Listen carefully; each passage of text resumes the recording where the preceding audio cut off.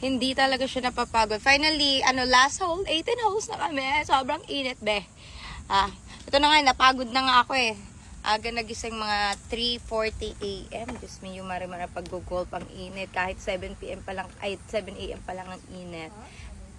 Ngayon, it's 10:30 na. Patapos na kami. Last hole na lang. And par 5 kami dito. Oh, so hot.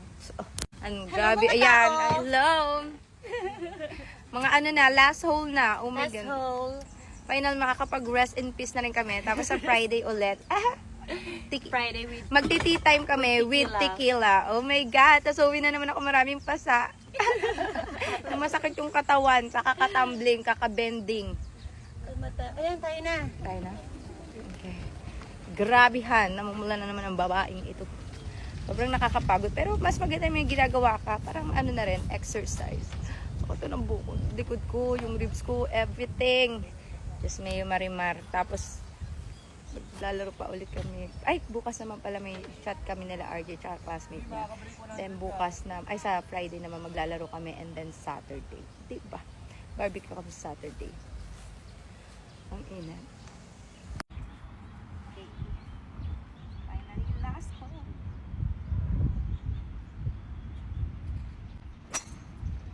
Shot. Nice shot.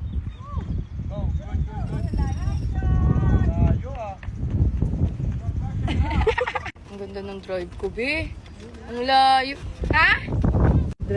Na-outroid ko pong mga hinayupak na to, ha. Oh, pak, sino ka dyan? Galing ko, ah. Really? I'm very strong. Final is last hole, asshole. Charot. Ay, pagoda na pero may lakas pa. Mas malayo pa pala sa akin. Ayun, no?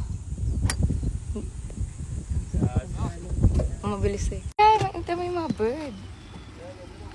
Wow. Rare in the Philippines, you can see a lot of bird. Unlike Australia, in Australia. Sabi niya, kinakain daw natin mga bird dito. Wala daw masyadong bird. Kaya masaya pag nakakita ng bird si Paul. Babe, there's a bird! Oo, bird, there's a bird! Sa Australia kasi maraming bird. Dito daw kinakain natin. Alam niya.